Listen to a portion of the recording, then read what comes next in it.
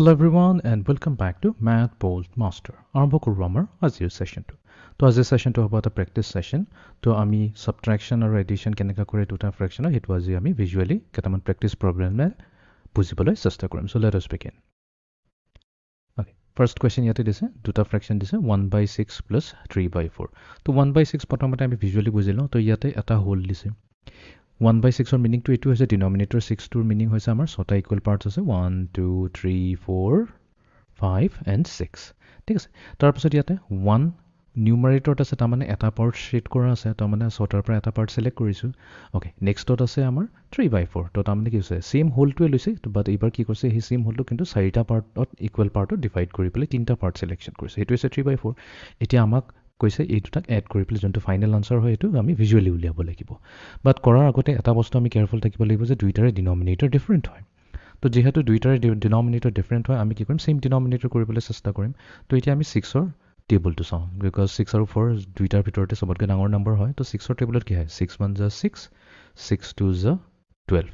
এতিয়া আমি এটা বস্তু চাব পাৰোঁ যে এই 6 টো যোনটো ডাঙৰ ফাৰ্স্ট মাল্টিপলটো আহিছে এইটো 4 এৰে ডিভিজিবল হয় নে নাই নহয় বাট আমি যদি সেকেন্ড মাল্টিপলটো লওঁ যোনটো হৈছে 12 12 টো 4 এৰে ডিভিজিবল হয় তো ইয়াৰ মিনিংটো এইটো হৈ গৈছে যে 12 হৈছে এটা কমন মাল্টিপল 6 আৰু 4 ৰ কমন মাল্টিপল হ'ব 12 তো এইটো আমাৰ হিন্ট হৈ গ'ল তাৰমানে আমি 6 ৰ ডিনমিনেটৰটো বনাম 12 তো 6 ৰ ডিনমিনেটৰক 12 বনোৱাৰ মিনিংটো এইটো হৈ গ'ল আমি 6 ৰ লগত কি মাল্টিপ্লাই কৰিলোঁ 2 মাল্টিপ্লাই কৰিলোঁ সো 6 ৰ লগত 2 মাল্টিপ্লাই কৰিলে 12 হৈ যায় বাট হেতুটো এইটোৱে কৈ আছে যে আমি 6 ৰ লগত যদি 2 মাল্টিপ্লাই কৰিছো তেনেহলে নিউমাৰেটৰ 1 ৰ লগতো 2 এ মাল্টিপ্লাই কৰিব লাগিব তো আমি পাম 2/12 ঠিক তেনেকুৱা সেকেন্ড ফ্ৰেকশনলৈ যদি আহি যাওঁ আমাৰ ডিনমিনেটৰ 4 আছে আমি বনাম ইয়াক 12 তো তাৰমানে আমি কি কৰিলোঁ 4 ৰ লগত আমি 3 মাল্টিপ্লাই কৰিম তে 12 পালো তো তাৰমানে আমি কি কৰিব লাগিব এই 3 লগত আমি 3 মাল্টিপ্লাই কৰিম তো আমি পাই যাম 9 ওকে এতিয়া আমি এড কৰাৰ আগতে এটা বস্তু চাম যেহেতু আমি ভিজুৱেলি কৰিব লাগে ফাৰ্স্ট ফ্ৰেকশনটোত আছিলে আমাৰ অৰিজিনেলি 6 ইকুৱেল পাৰ্টছ বাট এতিয়া হৈ গ'ল আমাৰ 12 ইকুৱেল পাৰ্টছ তো তাৰমানে আমি কি কৰিব লাগিব এইটোক আমি 12টা ইকুৱেল পাৰ্টত ডিভাইড কৰিব লাগিব তো আমি কি কৰিম ইচ পাৰ্টক আমি দুটা পাৰ্টত আমি দুটা ইকুৱেল পাৰ্টত আমি ডিভাইড কৰি দিম ঠিক আছে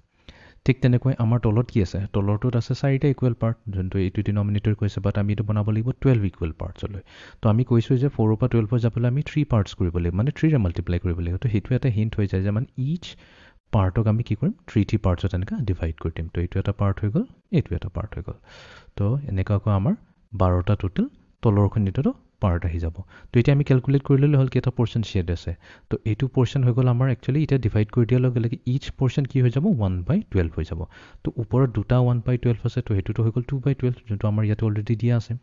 নেক্সট আছে আমাৰ 9/12 9/12 মানে কি 1 2 3 4 5 6 7 8 9 তো এইটো হৈ গ'ল 9/12 এতিয়া যদি আমি দুইটাকে কাউন্ট কৰো তেনেহলে কি হ'ব তো 1 2 3 4 5 6 7 8 9 10 11 তো আমাৰ আছে টোটাল 11 12s তো এইটো হৈ যাব আমাৰ ফ্ৰেকশনৰ আনসাৰটো তো ইয়াতে আমি লিখিব লাগিব 11/12 ঠিক আছে ওকে নেক্সট কোৱেশ্চন এবাৰ দিছে আমাৰ 4/5 - 3/10 তো সবতকৈ প্ৰথম কামটো হ'ব আমাৰ 5 আৰু 10 ৰ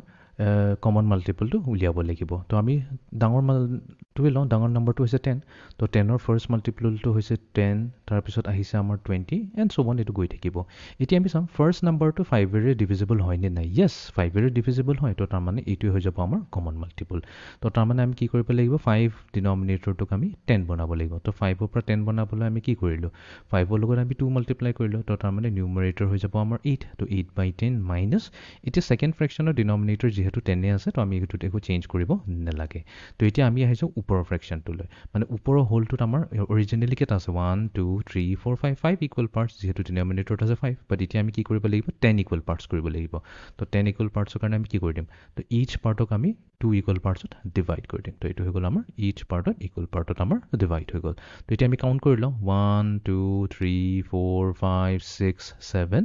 8 তো এইটো হৈ গ'ল আমাৰ 8 এতিয়া এই 8 পাৰ্টৰ পৰা আমি কি কৰিব লাগিব 3 পাৰ্ট মাইনাস কৰি দিব লাগিব তো আমি হেতুই কৈছো মাইনাস কৰা মানে তিনটা পাৰ্ট আমি মাইনাস কৰি দিম তো এইটো গুছাই দিম আৰু এইটো গুছাই দিম এটা থাকিল কেটা 1 2 3 4 5 তো আমাৰ আনসাৰ হৈ যাব লাগে 5/10 বাট আমি জানো এটো হৈ যাব কি 1/2 বিকজ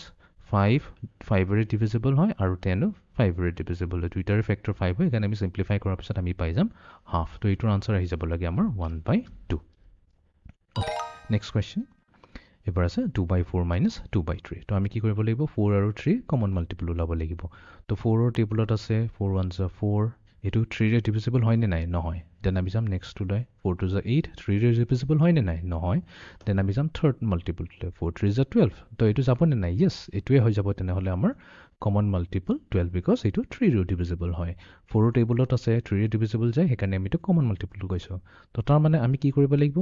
ফাৰ্ষ্ট ফ্ৰেকশ্যনটো অৰিজিনেলি 4টা পাৰ্ট আছে তো আমি এইটোক 12 বনাব লাগিব তো 12 বনোৱাৰ মিনিংটো কি হ'ল আমি 4ক 12 বনালোঁ কেনেকুৱা মাল্টিপ্লাই বাই 3 কৰিলোঁ তো তাৰমানে আমি 3 ইকুৱেল পাৰ্টছক ডিভাইড কৰিব লাগিব ইচ পাৰ্টক তো ফাৰ্ষ্ট কৰিলোঁ 3 ইকুৱেল পাৰ্টছ ছেকেণ্ডটোকো কৰিলোঁ আমি 3 ইকুৱেল পাৰ্টছ এইখিনিটো কৰিলোঁ 3 ইকুৱেল পাৰ্টছ এইখিনিটো কৰিলোঁ আমাৰ 3 ইকুৱেল পাৰ্টছ তো এতিয়া আমাৰ ইচ পাৰ্টবোৰ হৈ যাব 1/12 তো এতিয়া আমাৰ কেইটা আছে টোটেল 1 2 3 4 5 6 7 8 9 তো আমি 9 পৰ্চন আছে 9 12 তো এইটোক আমি ক'ম 9/12 আৰু ইভেন ভেৰিফাই কৰি ল'ব পাৰোঁ যিহেতু ডিনমিনেটৰক 3 লগত মাল্টিপ্লাই কৰোঁতে 12 পাইছোঁ নিউমাৰেটৰ 3 লগত 3 মাল্টিপ্লাই কৰিলে 9 আহিব ঠিক আছে এতিয়া আমি যাওঁ নেক্সটটো লৈ এতিয়া আমি 3 ডিনমিনেটৰ বনাম 12 তাৰমানে 3 লগত আমি কি কৰিম 4ক মাল্টিপ্লাই কৰিলে 12 পাম তো তাৰমানে আমি কি কৰিব লাগিব 4 ইকুৱেল পাৰ্টছত ডিভাইড কৰিব লাগিব তো এই এটা পাৰ্টক 4 ইকুৱেল পাৰ্টছত আমি এনেকৈ ডিভাইড কৰি দিওঁ হৈ গ'ল 1 2 3 4 ঠিক তেনেকৈ এইটো আমি কৰিব লাগিব 1 2 3 4 4 ইকুৱেল পাৰ্টছ এণ্ড দেন আমাৰ আছে ইয়াতে 1 2 3 4 4 ইকুৱেল পাৰ্টছ তো আমি এতিয়া কাউণ্ট কৰিলোঁ ইচ পাৰ্ট কিন্তু হৈ যাব 1/12 থাকিব তো এতিয়া কেইটা আছে 1 2 3 4 5 6 7 8 তো তাৰমানে 2/3 ইকুইভেলেণ্ট হৈ গ'ল 8/12 তো আমাৰ অৰিজিনেলি আছিলে 9/12 তো এইটো আছিলে 9 12 আছিলে তাৰ পৰা আমি 8 12 গুচাই দিওঁ 8 12খিনি যদি গুচাই দিওঁ এটা পৰ্চনেটো থাকি যাব তো তাৰমানে এইটো কি হ'ব 1/12 হৈ যাব এটা পৰ্চন থাকি যোৱাটোৱে তো এইটো হৈ যাব আমাৰ ফাইনেল আনচাৰটো আমি ক'ম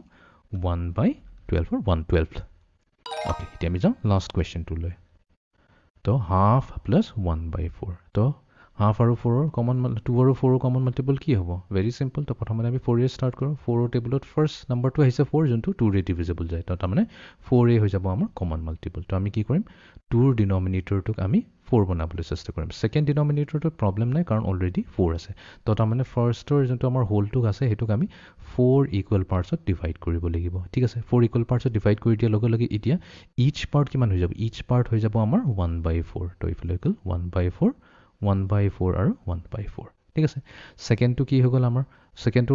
এটা পাৰ্ট শ্বেড আছে সেইটো 1/4 হৈ গ'ল তো ওপৰত আছে দুটা শ্বেডেড পাৰ্ট আৰু তলত আছে এটা শ্বেডেড পাৰ্ট তো আমি যিহেতু এড কৰি আছোঁ তো তাৰমানে আমাৰ টোটেল কি আহি যাব লাগে 3/4 আহি যাব লাগে য়েছ তো এতিয়া এনেকুৱাকৈ চাব পাৰোঁ যে হাফটো আমি কি কৰিলোঁ ডিনমিনেটৰক 4টা ইকুৱেল পাৰ্ট কৰি দিয়াৰ লগে লগে আমাৰ নিউমাৰেটৰ কি হৈ যাব ডাবল হৈ যাব 2/4 হৈ গ'ল ডিনমিনেটৰ যদি 2ৰ পৰা 4 হৈ গ'ল ডাবল হ'ল তেনেহ'লে আমাৰ নিউমাৰেটৰ ডাবল হয় 2 হৈ গ'ল ছেকেণ্ড কেছত 1/4 টো 1/4 থাকিব যদি এইটো আমি চাম কৰোঁ কি আহিব 3/4 আহিব এক্সেক্টলি সেইটো আমি ভিজুৱেলি সেইটোৱে পাইছোঁ আমাৰ তাত 3টা শ্বেডেড ৰিজন আছে এড কৰিলে আমি গোটেইখিনি চেক কৰি লওঁ তো 1/4 1/4 3বাৰ আহিছে তো আমি এইটোৱে কৈছোঁ 3/4 তো আমাৰ ফাইনেল আনচাৰ আহিব 3/4 অ'কে তো এইটো আছিলে আমাৰ আজিৰ ছেশ্যনটো তো আমি দুটা নম্বৰ ভিজুৱেলি এড এণ্ড ছাবট্ৰেক্ট কৰিলোঁ তো এইটো আছিলে আমাৰ আজিৰ ছেশ্যনটো so' see you in the next session thank U